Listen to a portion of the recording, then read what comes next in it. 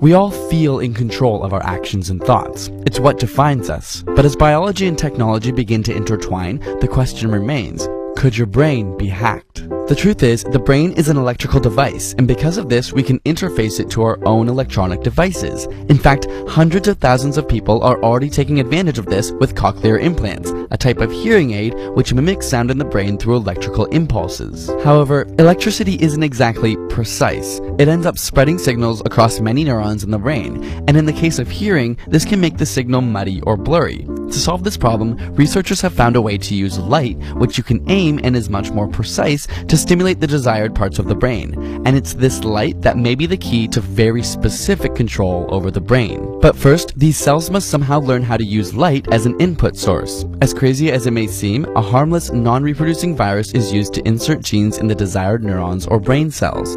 These genes are taken from other organisms that use light to survive, such as algae. Surprisingly, we use the same genetic and cellular mechanisms as them, so if you take DNA from one and insert it in another, it still works. These genes encode for proteins that allow the neuron or brain cell to act as a solar cell. As a result, they react to incoming light and convert it to an electrical signal, while cells without the new DNA remain unreactive. All we need now is an optical source to shine light on these neurons when we want them activated.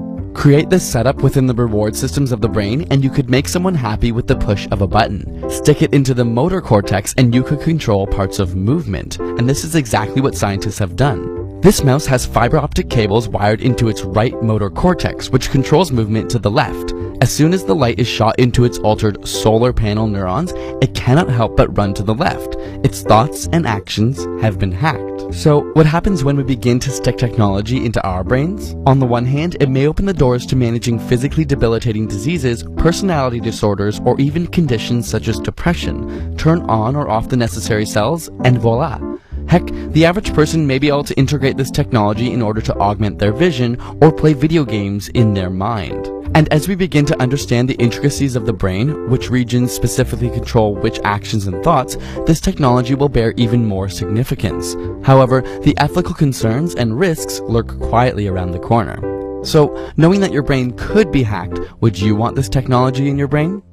Don't forget, ASAP Science now has t-shirts in both white and black. Links are in the description. And if you want the inside scoop on upcoming episode ideas and behind the scenes, check out our personal Instagram and Twitter handles. And subscribe for more weekly science videos.